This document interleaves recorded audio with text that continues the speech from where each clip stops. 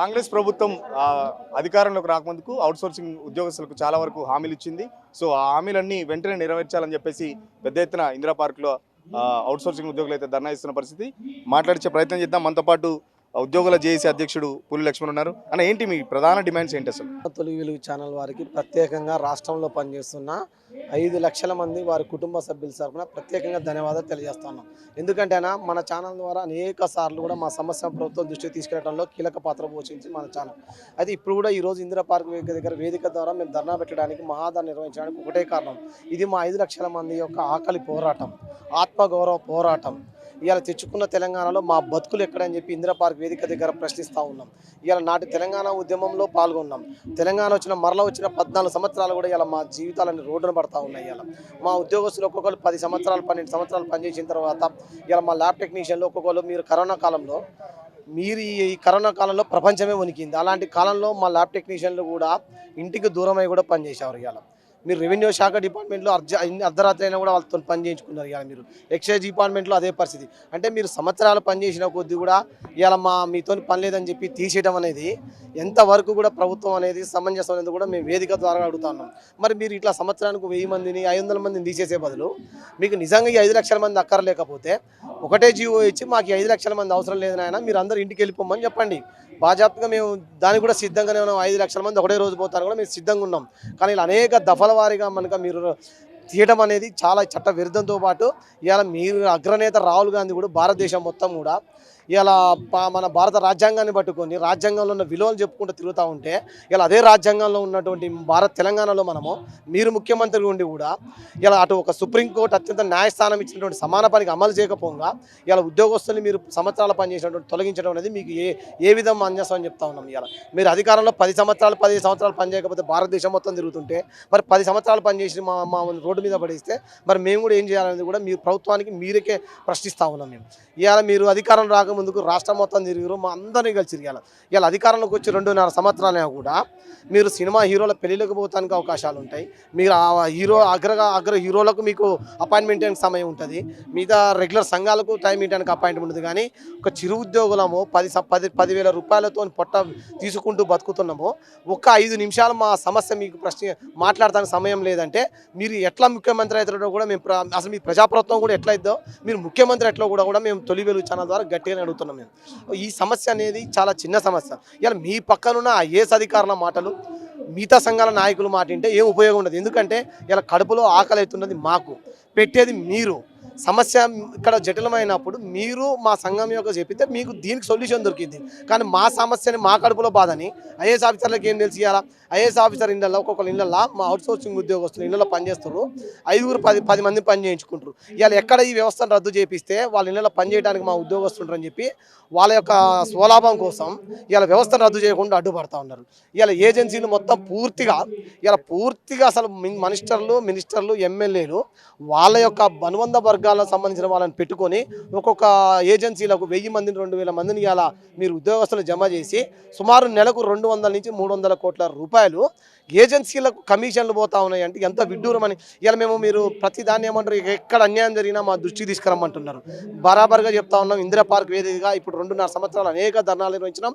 ఇవాళ ఇది గట్టి ధర్నా ద్వారా కూడా మేము చెప్తాం ఇక్కడ పెద్ద సమస్య ఉన్నది. 2.5 సంవత్సరాల నుంచి మీరు ప్రోగ్రామ్స్ అయితే చేస్తున్నారు. మరి ఎందుకు ప్రభుత్వం కనీసం పిలిచి ఏమైనా చర్చలు చేసిందా? మంత్రి లేకపోతే ముఖ్యమంత్రి ఏమైనా పిలిచిరా, మాట్లాడే ప్రయత్నం చేస్తారా? మీ సమస్యలు తెలుసుకునే ప్రయత్నం చేస్తారా ఏమన్నా? అసలు వాళ్ళు కనీసం ఈ వ్యవస్థ మీద మొన్న రీసెంట్గా అయితే ఒక్కసారి మాట్లాడారు ముఖ్యమంత్రి గారు.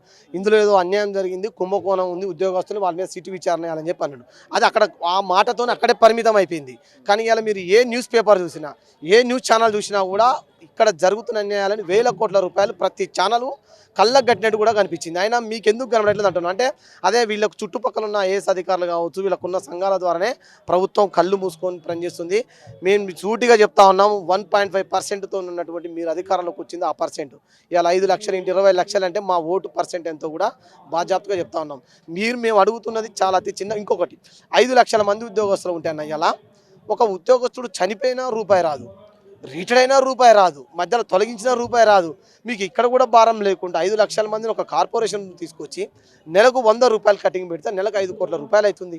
మీరు 5 కోట్ల రూపాయల నుంచి మా ఉద్యోగస్తుడు చనిపోయింది అనుకోండి, ఒక 10 లక్షల రూపాయలు ఇవ్వండి. ఇక్కడ కూడా మీ ప్రభుత్వానికి రూపాయి భారం లేకుండా మా ఉద్యోగస్తులు 10 లక్షల రూపాయలు మేము వేసుకుంటున్నాం. ఎందుకంటే ఇలా ఏజెన్సీలకు GST పేరు మీద 5,000 రూపాయలు, ఏజెన్సీ పేరు మీద 1,000 రూపాయలు, మళ్ళీ నిరుద్యోగుల నుంచి ఈ ఉద్యోగాలు ఏదో రెగ్యులర్ అయితే చెప్పి 2 లక్షల రూపాయలు, అంటే అనేక లక్షల కోట్ల రూపాయలు ఇక్కడ వాళ్ళకు ఉచితంగా చేతులు మించిపోతూ ఉన్నాయి. మీరు ఎందుకు ఈ దళారీ వ్యవస్థను మీరు ప్రోత్సహిస్తున్నారని మేము గట్టిగా ప్రశ్నిస్తున్నాం. ఇది చివరి అంకంగా చేరింది. ఇప్పుడు కనుక మీరు ఇంకా దళారీ వ్యవస్థను కనుక నెట్టుకొని వస్తా అంటే మాత్రం బాధ్యతగా భారత రాజ్యాంగం పట్టుకొని రాహుల్ గాంధీ దగ్గరికి పోతున్నాం. ఈ పేపర్లు అవ్వడనే, మీడియాలో అవ్వడనే అన్ని ఏజెన్సీలన్నీ తీసుకుపోయి ఆయన చేతులు తొందరలోనే పెట్టబోతాం. ఏ డిపార్ట్మెంట్లో పనిచేస్తున్నారు ఎక్కువ? ఎట్లా ఉంటుంది మీ పనికి సంబంధించి పని భారం ఎట్లా ఉంటుంది? సో జీతాలు ఏమైనా టైంకి వస్తాయా? ఉద్యోగ భద్రత ఎట్లా ఉంది అసలు? ఆ ఉద్యోగ భద్రత అనేది ఒక్కరు కూడా లేదని 5 లక్షల మందిలో ఏ ఒక్కరికి ఉద్యోగ భద్రత లేదు. ఈరోజు సాయంత్రం మా ఉద్యోగస్తులు వద్దు అంటే ఇలా సాయంత్రం ఇంటికి పోవాల్సిన పరిస్థితి, ఉద్యోగ భద్రత లేదు. అట్లనే జీతాల పరిస్థితి వచ్చేదే 10,000, 12,000, 13,000, అవి కూడా సకాలంలో వచ్చే పరిస్థితి లేదు. ఇవాళ మీరు 1వ తారీఖు నాడు మీరు అసెంబ్లీలో కూడా ప్రశ్న, మేము 1వ తారీఖే జీతాలు ఇస్తా ఉన్నాం అంటున్నాం. ఎక్కడ ఇస్తున్నారని చెప్పి ధర్నా వేదిక ద్వారా అవుట్సోర్సింగ్ ఉద్యోగులు అడగండి, మీరు ఎక్కడ 1వ తారీఖు జీతాలు వస్తున్నాయో అడగండి. ఇవాళ వీళ్ళు బిల్లులు చేయమంటే అధికారి బిల్లులు చేయాలి, ఏజెన్సీకి పంపించాలి. ఏజెన్సీ ఆయన అధికారికి ఇవ్వాలి, అధికారి గవర్నమెంట్కి పోవాలి, గవర్నమెంట్ పాస్ చేయాలి.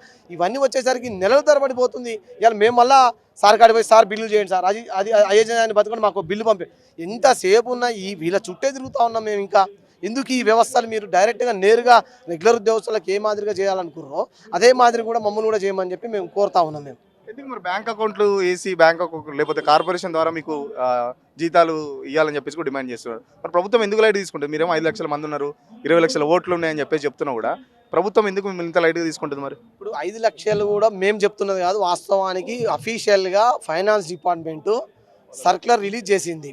4,95,000 మంది పైచులకు ఎంప్లాయీస్ అవుట్సోర్సింగ్ ఎంప్లాయీస్లో అని అఫీషియల్గా ఫిబ్రవరిలో రిలీజ్ చేసింది ఇది జియో. అంటే మేము అఫీషియల్గా మీకు కూడా అర్థమైంది. కానీ ఇక్కడ ఏంటంటే వాళ్ళకు వచ్చే ఏజెన్సీల వల్ల, వాళ్ళకు వచ్చే ఏజెన్సీ కమిషన్ల వల్ల, వాళ్ళకు వచ్చే టెండర్ల డబ్బుల వల్ల, అదేవిధంగా ఈ ఐఏఎస్ ఆఫీసర్ ఇళ్ళ పనిచేసే ఎక్కడైతే ఉద్యోగస్తులు పోతారని చెప్పి ముఖ్యమంత్రి గారిని ప్రభుత్వాన్ని పక్కుదోవ పట్టిస్తున్నది మాకు స్పష్టంగా అర్థమవుతుంది. కాబట్టి ప్రభుత్వం అనేది స్పష్టంగా ఎక్కడ అన్యాయం జరుగుతుందో నేరుగా ప్రభుత్వం కల్పించుకోవాలి. ఇలా అధికారం రాకముందుకు ఉత్తమ్ కుమార్ రెడ్డి గారు ఏమన్నారు, ప్రెస్ మీట్ పెట్టి మా దగ్గర ప్రెస్ మీట్ ఉంది, సమాన పనికి మేము సమాన వేతనం ఇస్తున్నామని చెప్పి అధికారంలోకి అని అన్నారు. ఇలా ఇప్పుడున్నటువంటి లేబర్ మినిస్టర్ కూడా ఏజెన్సీలను దీనిలోకి ఇస్తామన్నారు. ఒక పక్కన కోమరెడ్డి గారు మిమ్మల్ని రెగ్యులర్ చేస్తున్నాం అన్నారు. ఒక పక్కన మేమంతా కలిసినవి మా దగ్గర ఫోటో ఉన్నాయి. ఇవన్నీ అధికారంలోకి రాకముందు జరిగినాయి. మళ్ళీ అధికారంలోకి వచ్చిన తర్వాత ఏజెన్సీల మాయలో పడుతున్నారు. ఇప్పటికైనా ప్రభుత్వం వాళ్ళందరినీ పక్కన తొలగించి 900 ఏజెన్సీలను పక్కన తొలగించి వారిచ్చే కోట్ల కంటే కూడా మా కడుపు ఆర్తనాదాలు ఇవ్వమని చెప్పి ఈ వేదిక ద్వారా ప్రభుత్వాన్ని తెలియజేస్తా ఉన్నాం. ప్రభుత్వం చెప్తుంది కదా పని చేయకుండా కూడా జీతాలు తీసుకున్నారు గత ప్రభుత్వంలో స్కామ్ జరిగిందంటూ కూడా ఈ ప్రభుత్వం చెప్తుంది. ఏం చెప్తారు మరి దానికి సంబంధించి? మేము కూడా అదే అంటున్నాం. మీరు అది అక్కడ కాగితాల వరకే పరిమితం చేస్తూ ఉన్నారు. మీరు కాగితాల పరిమితం కాకుండా మీరు ఏం సిట్ విచారణ చేయాలనుకున్నా, ఏ విచారణ అనుకున్నా తక్షణం ఒక కమిటీని వేసి విచారణ చేసి న్యాయం చేయమని మేము కూడా అడుగుతున్నాం. ఇప్పుడు మాకే న్యాయం జరిగింది. ఎందుకంటే ఒకటి స్కామ్ అనేది బయటపడ్డప్పుడు ప్రభుత్వం దీని మీద ఒక చట్టం తీసుకొస్తుంది. ఆ చట్టం మాకే ఉపయోగపడిద్ది అని చెప్తా ఉన్నాం. మీరు మరి ఎక్కడ మంది అక్కడ అసలు ఇంతవరకు ఇది గత 2 నెలల నుంచి కూడా 20,000 మంది ఉద్యోగస్తులు, 5,000 బోగస్ ఉద్యోగస్తులు అనేది పేపర్ల కాలయాపన చేయడం తప్ప దీని మీద స్పష్టంగా ప్రభుత్వానికి ఎటువంటి నివేదిక అందలేదు. గత సిఎస్ శాంతి కుమార్ గారితో కమిటీ వేసారు. ఈ కమిటీలో కూడా వాళ్ళకి ఏం నిజాలు తెలిసినాయంటే ఏజెన్సీల కానించి రెగ్యులర్ ఉద్యోగస్తులు పనిచేసే ఉద్యోగస్తులకు ఈపీఎఫ్లు కట్టడం లేదు, ఈఎస్ఐలు కట్టడం లేదు, వీళ్ళకి సకాలంలో జీతాలు అందడం లేదు. ఇలా బయట నుంచి కూడా వాళ్ళు అనేక రకాలుగా లక్షలకు వీళ్ళ పోస్టులు అమ్ముకుంటారు అనేది కమిటీ రిపోర్ట్ పూర్తి స్థాయిలో ఇచ్చింది. వాస్తవానికి ఎక్కడ మీరు బోగస్ అంటారంటే జెన్యూన్ ఏం జరిగిందంటే ఇలా జలమండే మా ఉద్యోగస్తున్నారు 700 మంది పైచిలుకున్నారు. వాళ్ళు అనేక సంవత్సరాల నుంచి పనిచేస్తూ ఉన్నారు. మీరు ఐఎఫ్ఎంఎస్ ఎక్కడి నుంచి ఎక్కలేదు, వాళ్ళకి డబ్బులు రాయితేనే గవర్నమెంట్ నుంచి, మరి అక్కడ ఎక్కలేదు అంటే వాళ్ళని మీరు 700 మంది మీ దృష్టిలో బోగసే. వాస్తవానికి ఇలా మైనార్టీ డిపార్ట్మెంట్లో 4,000 మంది పై చిలుకున్నారు. వాళ్ళకి చెక్ పేమెంట్ విధానం అని తీసుకొచ్చారు. ఇప్పుడు మళ్ళీ అట్లనే మన అన్ని జిల్లా కలెక్టరేట్లలో సిఎస్ఆర్ ఫండ్ కింద వీటి కింద పనిచేస్తూ ఉన్నారు. మీరు వాళ్ళందరినీ ఐఎఫ్ఎంఎస్లో ఎక్కిస్తే కదా ఇంకా జెన్యూన్ డేటా పెరుగుతుంది. ఇవాళ మిగతా సభ్యులను ఐఎఫ్ఎంఎస్ ఎక్కకుండా ఎక్కడైతే రెగ్యులర్ ఉన్నోళ్ళు వాళ్ళ వరకు ఎక్కించి ఇట్లా మా పనిచేస్తున్న వాళ్ళందరికీ ఇప్పటికి స్టిల్లో ఇంకా ఎక్కకుండా మీరు 5,000 మంది ఉన్నారు, 20,000 మంది ఉన్నారని చెప్పడం అనేది అది పూర్తి స్థాయిలో అసంభవం. అలాగనే ఐఎఫ్ఎంఎస్లో ఎక్కినటువంటి ఇంకా మిగతా ఉద్యోగస్తులను కూడా తక్షణమే కూడా వాళ్ళని అందరినీ ఎక్కియాలా, మా అందరు కూడా ఉద్యోగ భద్రత ఖచ్చితంగా కల్పించాలని కోరుకుంటున్నాను. మీరు ఎక్కడి నుంచి వచ్చారు బ్రదర్? మీరు ఏ డిపార్ట్మెంట్లో పనిచేస్తారు? ఎంత మీ జీతం ఎంత అసలు? మిషన్ బాగా డిపార్ట్మెంట్లో నేను పనిచేస్తున్నా. నేను డిస్టిక్ కెమిస్ట్ని మిషన్ బాగా డిపార్ట్మెంట్లో. ప్రస్తుతం మా జీతం 33,000 35,000 మాది. అదేవిధంగా మా డిపార్ట్మెంట్లో రకరకాల అంటే 3 కేటగిరీలు కాకుండా వేరే కూడా ఉన్నాయి జీతము. అయితే మేము దగ్గర 25 సంవత్సరాల నుండి పనిచేస్తున్నాం. మా డిపార్ట్మెంట్లో ఈ సంవత్సరం ఏం చేసిందంటే ఒక 10 మందిని ఒక జూనియర్ అసిస్టెంట్ పోస్టులను తీసుకున్నారు గవర్నమెంట్. మా డిపార్ట్మెంట్కి వచ్చిండ్రు. వాళ్ళు వచ్చిరని ఏం చేసిందంటే మా దగ్గర పనిచేసి మా డాటా ఎంట్రీ ఆపరేటర్లను 10 మందిని తీసేసి తొలగించారు. ఇప్పుడు వాళ్ళు 25 సంవత్సరాల నుండి పనిచేసే వాళ్ళ మీద రోడ్డు మీద పడ్డారు. అంటే ప్రభుత్వం 25 సంవత్సరాల నుండి పనిచేసే వాళ్ళని తీసేయడం చాలా అన్యాయము. అది అన్యాయాన్ని కొద్దిగా ఈసారి మేము ఇక్కడికి ఎందుకు వచ్చినామంటే రీజన్ ఏమన్నా చెప్పారా? ఏం లేదు ఉత్తగానే వాళ్ళు 25 సంవత్సరాల నుండి పనిచేసే వాళ్ళని కేవలం శాంతి కమిటీ రిపోర్ట్లా ఏమి ఇవ్వలేదు. వాళ్ళు ఏమి ఇవ్వలేదు. మేము శాంతి కమిటీ రిపోర్ట్ పంపినామన్నారు. ఆ 10 మందిని ఎందుకు తీసేసిండ్రంటే ఓ 10 రెగ్యులర్ పోస్టులు మీ డిపార్ట్మెంట్కి ఇచ్చినాం కాబట్టి ఒక 10 మందిని తీసేయండి అని చెప్పేసి ఇప్పుడు రాష్ట్రంలో ఒక 20,000 మందిని తీసేసింది అన్ని డిపార్ట్మెంట్లో. ఎన్ని రెగ్యులర్ పోస్టులు ఫిలప్ చేస్తే అన్ని దశల వారీగా ఈ అవుట్సోర్సింగ్ ఉద్యోగం తీసేయాలి. అంటే ఆల్టర్నేట్ పోస్ట్ ఏది ఉంటే అది తీసేయాలి. వాళ్ళకి ఎలాంటి రీజన్ లేకుండా అన్యాయంగా తొలగించారు. ఆ తొలగించిన వాళ్ళని కూడా ఖచ్చితంగా తీసుకోవాలని డిమాండ్ చేయడానికే మనం ఇక్కడికి వచ్చినాం. మేము ఇక్కడ మా డిపార్ట్మెంట్లో పనిచేసే వాళ్ళు మినిమం 15 ఇయర్స్ నుండి 25 ఇయర్స్ నుండి పనిచేస్తారు. మరి మిమ్మల్ని పర్మనెంట్ చేయొచ్చు కదా, మీకే ఆప్షన్ చేయొచ్చు. మరి ఎందుకు గవర్నమెంట్ అట్లా చేస్తలేదు? మరి మీరు అంటే అర్హులు కాదా గవర్నమెంట్ ఉద్యోగానికి? అర్హులే. ఈ గవర్నమెంట్ మీద ఆశలు పెట్టుకొని పాపం వీళ్ళు తిరిగి ఈ గవర్నమెంట్ వస్తే మాకు ఇది న్యాయం జరుగుతుందని కలలుగా అన్నారు. ఈ గవర్నమెంట్ వస్తే అవుట్ సైడ్గా పాపం అవుట్ రైట్గా సపోర్ట్ చేసిండ్రు. ఆ రోజు వరంగల్కి ఇక్కడికి వచ్చిన మధు యాష్కి గారు, ఇంకెవరు కోదండరామ్ సార్, వీళ్ళందరూ వచ్చినప్పుడు అరే ఈ గవర్నమెంట్ ఖచ్చితంగా చేస్తుందని చెప్పింది అనే నమ్మకం మీద వాళ్ళు ఏంటంటే జస్ట్ మేము ఒక 1 మంత్లో దీని విధానాలు ప్రకటిస్తామని చెప్పారు. అదే సేమ్ హామీని ఏవైతే కర్ణాటక గవర్నమెంట్ ఇచ్చిందో వాళ్ళు మొన్న క్యాబినెట్ మీటింగ్లో డ్రాఫ్ట్ ప్రొసీడింగ్ కూడా రెడీ చేసిండు. అక్కడ సేమ్ ఇదే కాంగ్రెస్ గవర్నమెంట్ వాళ్ళు ఇచ్చిన హామీని నిలబెట్టుకోవడానికి ప్రయత్నం చేస్తున్నారు. అదే హామీని ఇక్కడ కూడా నిలబెట్టుకోవాలి, అందరికీ ఉద్యోగ భద్రత ఇవ్వాలని దాన్ని ఒకసారి వినిపించడానికి నేను అవుట్ సోర్సింగ్ చేసి జాయింట్ సెక్రటరీ ప్రవీణ్ వరంగల్ నుండి వచ్చిన. మీరు ఏ డిపార్ట్మెంట్ బ్రదర్? మీకు ఎంత? అండి. ముందుగా తెలుగు వెలుగు ఛానల్ వారికి ప్రత్యేక ధన్యవాదాలు. ఈరోజు రాష్ట్ర జేఏసీ ఆధ్వర్యంలో నిర్వహించిన మహాధర్నాకు ఇచ్చేసిన మా అవుట్సోర్సింగ్ ఉద్యోగులందరికీ ప్రత్యేక ధన్యవాదాలు, ఉద్యమాభివందనాలు. ఈ అవుట్సోర్సింగ్లో పనిచేసే వాళ్ళు అందరూ ఇప్పుడు ఇక్కడ కూడా వక్తలు ఎవరు చెప్పలేదు, ప్రతి ఒక్కరూ తెలంగాణ ఉద్యమంలో పాల్గొన్న వాళ్ళే. అప్పుడు ఉద్యమంలో పాల్గొని ఎట్లయితే ధర్నాలు చేసి మనం తెచ్చుకున్న తెలంగాణలో న్యాయం జరుగుతుందని అనుకున్నామో ఆ ప్రభుత్వం 10 ఏళ్ల నుంచి ఏ న్యాయం చేయకపోగా మేము వచ్చినాము మీకు ఖచ్చితంగా న్యాయం చేస్తామని చెప్పిన ఈ రేవంత్ రెడ్డి ప్రభుత్వం కూడా మమ్మల్ని న్యాయం చేయకపోగా నిర్దాక్షిణ్యంగా ఏం కారణం లేకుండా తొలగించడము, ఈ ఈపీఎఫ్ ఈఎస్ఐ ఈ ఏజెన్సీలు వాళ్ళ సొంత సంబంధించిన వాళ్ళ వర్గాలకు వాళ్ళకి సంబంధించిన వాళ్ళకి ఇవ్వడం వల్ల వాళ్ళు రెగ్యులర్గా ఈఎస్ఐ ఈపీఎఫ్ కట్టకపోవడం వల్ల ఈపీఎఫ్ ఎలిజిబుల్ కానోళ్ళు ఒకవేళ అకస్మాత్తుగా మృతి చెందిననుకో వాళ్ళకు ఎటువంటి ఎక్స్గ్రేషియా ఏం లేకుండా జరుగుతుంది. మేము మనిషి 500 వేసుకొని మా డిపార్ట్మెంట్లో కనీసం 10 మంది చనిపోయారు. మేము ఎక్కిన కాంచలి వారికి ₹1,00,000 ₹50,000 మేమే ఇచ్చినాము. ఇప్పుడైనా ఈ ప్రభుత్వం కోరేది ఒకటే, మేము ఎమర్జెన్సీ డ్యూటీ లాగా ప్రతి క్షణం మేడారం జాతర అయితేంది ఏ జాతరకైనా మిషన్ భగీరథ అంటే నీళ్ళు ఇవ్వడం, ప్రతి ఇంటికి గడప గడపకు నీళ్ళు ఇచ్చే డిపార్ట్మెంట్లో కానీ మేము ఇంతగానో బాధపడుతుంటే ఈ గవర్నమెంట్ ఎందుకు చూడట్లేదు అర్థమవుతలేదు. మా దగ్గర ఏజ్ అయిపోయిన వాళ్ళు 25 సంవత్సరాలు సీనియర్లు అంటే కనీసానికి వాళ్ళకి 40 సంవత్సరాలు ఉంటాయి. వాళ్ళు ఇంకొక 5 సంవత్సరాలు అయితే రిటైర్డ్ అవుతారు. వాళ్ళకు భార్య పెద్ద పెద్ద పిల్లలు ఉంటారు. ఈ 15,000 జీతాలకు మాకు వచ్చే ₹1,00,000 సంవత్సరానికి వేసుకుంటే మేము పిల్లలకు కట్టే ఫీజే ₹1,00,000 అవుతుంది. అలాంటప్పుడు మేము ఏం చదవాలి? పిల్లలకు సామాన్ ఏం తేవాలి? రేషన్ ఎట్లా తెచ్చుకోవాలి? ఆ ఫీజులకు కట్టాలన్నా వాళ్ళ గవర్నమెంట్ స్కూల్లో వేయాలన్నా ఏదైనా మెడికల్ ఎమర్జెన్సీ వచ్చిందనుకో మేము హెల్త్ కార్డు పెట్టుకోవడానికి అర్హులం కాదు. రేషన్ కార్డు పర్చేయదు కొన్ని ట్రీట్మెంట్లకు. మాకు ఈహెచ్ఎస్ కావాలని మేము కోరినాం. గతం ధర్నాలో కూడా మేము కోరినాం. కానీ మాకు ఇవ్వకుండా లక్షల జీతాలు ఉన్న వాళ్ళకు మొన్న ఈహెచ్ఎస్ కార్డులు వాళ్ళకి వర్తింపజేసిండు. అది ఎంతవరకు క్యాష్లెస్ ట్రీట్మెంట్ అని అంటుండో. అసలు 15,000 జీతాలకు మాకు కావాలా క్యాష్లెస్ ట్రీట్మెంట్? ₹1,00,000 ₹1,50,000 తీసుకుంటున్న వాళ్ళకి కావాలా అని నేను గౌరవ ముఖ్యమంత్రి గారిని నేను ప్రశ్నిస్తున్నా. అలాగే మహిళలు మా దాంట్లో అవుట్సోర్సింగ్ మహిళలకు విలువ లేకుండా పోతుంది. వాళ్ళు చీప్గా చూస్తున్నారు.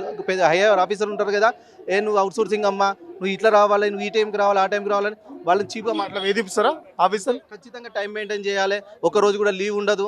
మీరు మేము చెప్పిన పని చేయాలి. లేడీస్ ఎక్కడైనా మనం ఎమర్జెన్సీ డ్యూటీలలో మేడారం డ్యూటీలు చేయడం కానీ వాళ్ళకి ఏ ఇబ్బంది ఉన్నా ఖచ్చితంగా రావాలి. ఎట్టి పరిస్థితుల్లో మా డిపార్ట్మెంట్లో అయితే మిషన్ భగీరథ అయితే మాకు విలువ లేకుండా బతుకుతున్నామన్నా. ఇప్పటికైనా మా ముఖ్యమంత్రి గారు దయచేసి మిషన్ భగీరథ డిపార్ట్మెంట్లో పనిచేసుకునే వాళ్ళ బాధలు వినండి. మొత్తం ఓవరాల్గా తెలంగాణలో ఉన్న అవుట్సోర్సింగ్ ఉద్యోగుల బాధలు వినండి. 5 లక్షల మంది కాదు, ఇప్పుడు అన్నగారు చెప్పినట్టు 5 లక్షలు ఇంటూ 6, మా అమ్మ నాన్న మా భార్య పిల్లలు ఇట్లా చూసుకున్నా కూడా దగ్గర 30 లక్షల ఓట్లు మీకు భవిష్యత్తులో కావాలనుకుంటే ఇప్పుడున్న 5 లక్షల మంది అవుట్సోర్సింగ్ ఉద్యోగుల్ని ఖచ్చితంగా మీరు మాకు న్యాయం చేయాలి. ఉద్యోగ భద్రత, ఆరోగ్య భద్రత అనేది ఖచ్చితంగా చేయాలి. సమాన పనికి సమాన వేతనం అన్న ₹1,00,000 మాకు వెళ్ళలేకపోతుంది సంవత్సరంలో. కాబట్టి సమాన పని మేము చేసే పని వాళ్ళు చేసే పని కూడా సేమే. వాళ్ళకన్నా ఒక అడుగు మేము ఎక్కువనే చేస్తాం, తక్కువ లేదు. వాళ్ళు రావడం, తినడం, వాళ్ళ టైం చూసుకోవడం, వాళ్ళ టైంకి వెళ్ళిపోవడం. కానీ మేము ఓటీల్లాగా ఎక్కువ చేసిన డ్యూటీలు ఉన్నాయి. మేడారంలో పోయి అక్కడనే పండుకొని ఫుడ్ ఉన్నా బెడ్ ఉన్నా లేకున్నా కష్టపడి చేసినాం. కాళేశ్వరం పోయి చేసినాం. ప్రతి జాతరలో మిషన్ భగీరథ చేసినంత వరకు ఎవరు చేయలేదు. కాబట్టి ప్రభుత్వాన్ని కోరుతున్నాము. థ్యాంక్ యూ అన్న. ఒక చిన్న విషయం ఏంటంటే అసలు అవుట్సోర్సింగ్ వ్యవస్థ అనేది 2004లో స్టార్ట్ అయింది. 4,500 ఉన్న జీతము 50% పెంచి 9,500 చేసారు. 9,500 ఉన్న జీతాన్ని మళ్ళీ ఏం చేసిందంటే 17,000, అంటే ఒక 50% పెరిగింది. మధ్యలో ఒక 5 years కాలం వృధా చేసిందంటే 5 years కాలాన్ని ఎగరగొట్టేసిండ్రు. తర్వాత కేసీఆర్ ఏం చేసిందంటే ఒకసారి 17,500 చేసిండు. ఆ 17,000 తర్వాత అందరూ ఉద్యోగులు, గవర్నమెంట్ ఉద్యోగులతో పాటు మాకు 30% చేసిండు. చూసినా అది మాకు తీవ్రంగా అన్యాయం జరిగింది. అంటే 30% రెగ్యులర్ ఉద్యోగం పెరిగితే వాళ్ళకి చాలా జీతం పెరిగింది. మాకేమైందంటే ఫస్ట్ కేటగిరీ స్కేలే 22,750 అయింది. అంటే ఒక పీఆర్సీ ఎగిరిపోయింది, అదో 50%. ఇంకో పీఆర్సీలో 20% లాస్ అయింది. ఇప్పుడు పీఆర్సీ పీరియడ్ కూడా అయిపోయింది, 6 years అయిపోయింది 2021లో.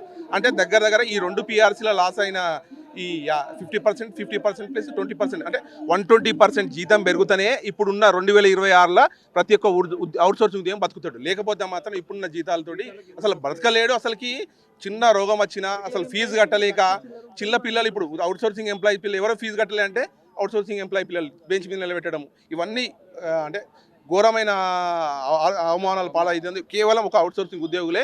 కాబట్టి ఇప్పుడైనా అని మేము ఏమంటానంటే ఇప్పుడున్న ప్రభుత్వాన్ని, ఇప్పుడున్న జీతాన్ని 120% పెంచి మాకు కార్పొరేషన్ ఏర్పాటు చేస్తేనే న్యాయం జరుగుతుంది. ఓకే, ఒక చిన్న విషయం ఏంటంటే ఇప్పుడు రెగ్యులర్ ఎంప్లాయీస్కి ఎవ్రీ ఇయర్ ఇంక్రిమెంట్ ఉంటుంది. వాళ్ళు రెగ్యులర్ వర్క్ చేస్తుంటే మేము ఈక్వల్ వర్క్ ఈక్వల్ శాలరీ ఇస్తలేవు. ఇట్లా ఇంక్రిమెంట్ కూడా ఇయ్యారు. 7 సంవత్సరాలు అవుతుంది, ఇంక్రిమెంట్ లేదు. అన్నీ పెరగలేదా? మన సీఎంకి ఆయనతో కూడా తెలియదా లెక్క? మరి ఏం చేస్తుండ్రు? అట్లీస్ట్ జీతాలన్నీ ఇచ్చిందా లేదా? ఇస్తే ఎంత ఇచ్చిండ్రు? ఇంక్రిమెంట్ ఏమైనా ఇచ్చిందా లేదా? ప్రతి చిన్న ప్రైవేట్లో ఇస్తున్నారు. మీరు గవర్నమెంట్ సిస్టమ్ ఉండి ఒక సిస్టంలో మీరు రన్ చేసేసి మీరే అసలు వ్యవస్థను రన్ చేసే వాళ్ళు మీరే తప్పులు చేస్తే ఇంకా వ్యవస్థ ఎక్కడ పోవాలి? గవర్నమెంట్ ఆలోచించాలి. వాళ్ళు చేస్తున్న వాళ్ళు కరెక్ట్ చేసినప్పుడు ప్రైవేట్ వాళ్ళు ఇంకా బాగా చేస్తారు. ప్రైవేట్ వాళ్ళు ఈరోజు రేపు అందరు చిన్న ఇంక్రిమెంట్ అని ఇస్తున్నారు, వీళ్ళు అది కూడా ఇయ్యరు అవుట్సోర్సింగ్ ఎంప్లాయీస్కి. ఇప్పుడు నేను రాష్ట్రం మొత్తానికి రిప్రజెంట్ చేస్తూ నేను ఇప్పుడు నా ప్లేస్లో ఆయన ప్లేస్లో నేను వచ్చిన 1,50,000 ఆయనకు జీతం ఉంది, నాకు 20,000 ఇస్తుండ్రు. త్రూ అవుట్ తెలంగాణ తిరుగుతున్నాను నేను. అయినా ఏముంది? ఇంక్రిమెంట్ ఇచ్చి అట్లీస్ట్ చేస్తున్న వర్క్ ఇదే చేయాలి కదా. రికగ్నైజేషన్ లేదు, చేయకుంటే ఇంక్రిమెంట్ అందరికీ ఇవ్వండి బ్రదర్. ఎందుకంటే క్లాస్ ఆఫ్ లివింగ్ ఎంత పెరిగిపోతుంది చూడండి. ఇప్పుడు టిఫిన్ ఇంతకుముందు 30 రూపాయలు వచ్చేది, ఇప్పుడు 40 రూపాయలు అయింది. ఈ జీతాలకు బతుకుతారు ఎవడైనా? ఆలోచించాలి గవర్నమెంట్లో. లక్షల కోట్లు పిచ్చి స్కామ్లకు అవిటికి వీటికి పెట్టడానికి వస్తుంది, కానీ జీతాలు ఇవ్వడానికి రాదు. జీతాలు ఇస్తే ఒక కుటుంబం మొత్తం బతుకుతుంది. నేను మిషన్ భగీరథలో గత 22 సంవత్సరాల నుంచి పనిచేస్తూ ఉన్నాను. ప్రతి సంవత్సరము మాకు ఈ జీతాలు సరిగా టైంకి రావడం లేదు, వస్తాయా లేదా అనే ఒక భయభ్రాంతులతోనే బతుకుతూ ఉన్నాం తప్పించి పిల్లలను స్కూళ్ళకి ఎలా పంపించాలి, వాళ్ళ ఫీజులు ఎలా కట్టాలి, ఇదే ఆలోచనతో ఉంటాం. ప్రతి ఇయర్ ఏంటంటే మాకు కంటిన్యూషన్ అనేది వెంటనే మార్చి అయిపోగానే ఏప్రిల్లో కంటిన్యూషన్ రాదు. అంటే ఏప్రిల్ సాలరీ వస్తుందా లేదా, కంటిన్యూషన్ రావడానికి 6 నెలలు పడుతుంది. కంటిన్యూషన్ వచ్చిన తర్వాత బడ్జెట్ అలొకేషన్ ఉంటుంది. బడ్జెట్ అలొకేషన్ వస్తేనే పేమెంట్. ఇప్పుడు ఏజెన్సీ వ్యవస్థలో ఉన్నా కూడా ఆ ఏజెన్సీకి పర్సంటేజ్ వస్తుంది. మాకు బడ్జెట్ వచ్చినప్పుడే శాలరీ చేసి ఆ ఏజెన్సీ పర్సంటేజ్ అతనికి ఇస్తారు. కానీ ఆ ఏజెన్సీ పెట్టుకున్నప్పుడు బడ్జెట్ ఉన్నా లేకున్నా ఏజెన్సీ మాకు శాలరీ ఇవ్వాలి, కానీ ఆ విధంగా ఇవ్వడు. పిఎఫ్ కట్టడు, ఈఎస్ఐలు కట్టరు, ఏవి కట్టరు. గత 2 years బ్యాక్ 1 year వరకు కంటిన్యూషన్ లేదు, ఏం లేదు. ప్రజాభవన్కి వెళ్ళి మేము అందరం కలిసి ఇదే విధంగా ధర్నా చేసినట్టుగా పోయి అక్కడ మేడంని అడిగితే రిక్వెస్ట్ చేసి అప్పుడు మాకు 1 year బడ్జెట్ కేటాయించి శాలరీ ఇవ్వడం జరిగింది. అదేవిధంగా నెక్స్ట్ ఇయర్ మళ్ళీ అదే ప్రాసెస్లో మళ్ళీ వెళ్తే అదేవిధంగా కంటిన్యూషన్ ఇచ్చారు, బడ్జెట్ వచ్చింది. ప్రతిసారికి బడ్జెట్ వస్తుందా లేదా, అసలు జీతాలు వస్తాయా రావా అని అపోహలనే ఉంటున్నాం. 8 నెలలు 6 నెలలు ఈ విధంగా జీతాలు లేకుండా చాలా ఇబ్బంది అవుతుంది. ముఖ్యంగా ఏంటంటే ఈ ఏజెన్సీ వ్యవస్థల్లో మాకు 3 కేటగిరీలలో శాలరీస్ ఇస్తారు. 22,500, 19,500, 15,600 మాకు వచ్చే బడ్జెట్. దాని మీద పిఎఫ్, ఈఎస్ఐ ఇవన్నీ కలిస్తే 22,000 ఉన్న వాళ్ళకి 30,000 సాలరీ వస్తుంది. కానీ మా చేతికి వచ్చినప్పుడు 20,050 రూపాయలే వస్తున్నాయి. అంటే మిగతా అంతా ఏజెన్సీకి, కమిషన్లకు వాటి వీటికి వెళ్ళిపోతున్నాయి. అదే మాకు ఇచ్చేది ఉంటే మాకు 30,000 సాలరీ అనేది వస్తే ఉంటే మా పిల్లల్ని మేము రెగ్యులర్గా చూసుకునే వాళ్ళము. దాని గురించి ఏంటంటే మేము ఏజెన్సీ వ్యవస్థను రద్దు చేసి కార్పొరేషన్ ఏర్పాటు చేయాలని ఇందిరా పార్కుగా వేదికగా ఈ ధర్నాకు మేము హాజరు కావడం జరిగింది. మీ తొలి వెలుగు ద్వారా మేము ప్రభుత్వానికి విజ్ఞప్తి చేస్తూ ఉన్నాం. Thank you. సో ఖచ్చితంగా ఏదైతే కాంగ్రెస్ పార్టీ అధికారంలోకి వచ్చే ముందు మాకు హామీలు ఇచ్చిందో ఆ హామీలన్నీ నెరవేర్చాలని చెప్పేసి చెప్తున్న పరిస్థితి. 2.5 సంవత్సరాలుగా కాంగ్రెస్ ప్రభుత్వం మీద పోరాటం చేస్తున్న ప్రభుత్వం మాత్రం అసలు మనం పట్టించుకోవట్లేదు. సో భవిష్యత్తులో ఇంకా పెద్ద ఎత్తున ఉద్యమాలు చేపడతాం. అవసరమైతే ఉద్యోగం సంబంధించి రాజీ లేని పోరాటం చేస్తామని చెప్పేసి అవుట్సోర్సింగ్ ఉద్యోగులు చెప్తున్నారు. టైంకు జీతాలు రావట్లేదు. జీతాలు కూడా కనీసం ఉద్యోగులు ఏదైతే ప్రభుత్వ ఉద్యోగులకు సంబంధించి చాలా వివక్ష కూడా ఎదుర్కొంటున్నామని చెప్పేసి చెప్తున్న పరిస్థితి. సో చాలా వరకు పిల్లలకు స్కూల్ ఫీజులు కట్టలేక మధ్యలో కూడా డ్రాప్అవుట్స్ కూడా స్కూల్ పిల్లలకు కూడా కనీసం విద్య కూడా అందించలేకపోతున్నామని చెప్పేసి అవుట్సోర్సింగ్ ఉద్యోగులు చెప్తున్నారు. ఇప్పుడు జర్నలిస్ట్ సతీష్ సురేష్ తెలుగు కోసం ఇందిరా పార్క్ నుంచి. అసలైన తొలి వెలుగు. ఫాలో వాట్సాప్ @తొలి వెలుగు official.